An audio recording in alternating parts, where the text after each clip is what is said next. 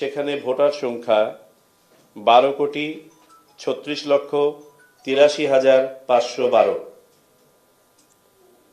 গত বছরের চূড়ান্ত ভোটার তালিকায় ভোটার সংখ্যা ছিল 12,18,50,160।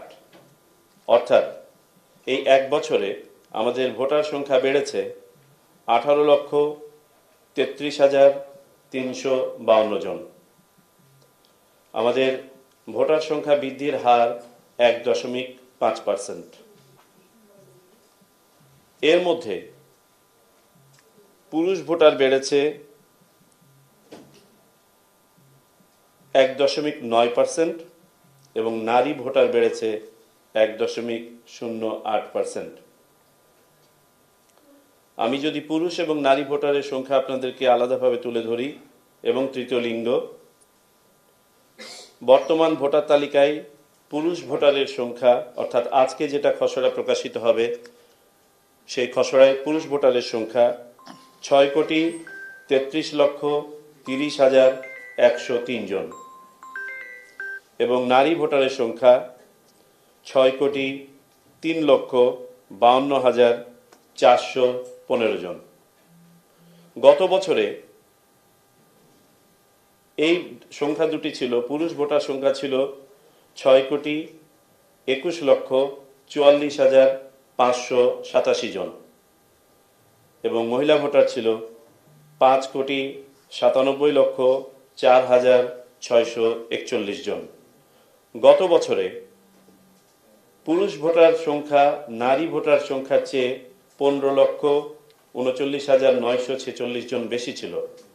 আর বর্তমান তালিকায় পুরুষ ভোটারের সংখ্যা বেড়ে দাঁড়িয়েছে নারীদের তুলনায় 29,77,688 জন।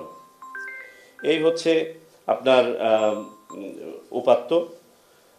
এর বাইরে আপনারা জানেন এবারই প্রথমবারের মতো আমরা প্রবাসী বাংলাদেশিদেরকে ভোটার নিবন্ধন কার্যক্রমে আওতায় নিয়ে আসতে সক্ষম হয়েছি। 7টি দেশে আমাদের এই নিবন্ধন কার্যক্রম এই পর্যন্ত চালু হয়েছে। এই 7টি দেশ অর্থাৎ এশিয়ার 5টি দেশ এবং ইউরোপের 2টি দেশ। এশিয়ার 5টি দেশের মধ্যে দক্ষিণ পূর্ব এশিয়া, মালয়েশিয়া এবং মধ্যপ্রাচ্যের 4টি দেশ, সৌদি আরব, কুয়েত, কাতার এবং সংযুক্ত আরব আমিরাত। আর ইউরোপের 2টি দেশ তথা যুক্তরাজ্য এবং ইতালিতে আমাদের 11টি মিশন অফিসে এই কার্যক্রম চালু হয়েছে। সেই কার্যক্রমের আওতায় এই পর্যন্ত চূড়ান্তভাবে নিবন্ধন সম্পন্ন হয়েছে 13,151 জনের। আবেদন করেছিলেন 37,850 জন, যারা বিভিন্ন প্রক্রিয়ায় আছে। এর মধ্যে কিছু আবেদন গৃহীত হয় নাই আর বাকি প্রক্রিয়াধীন আছে।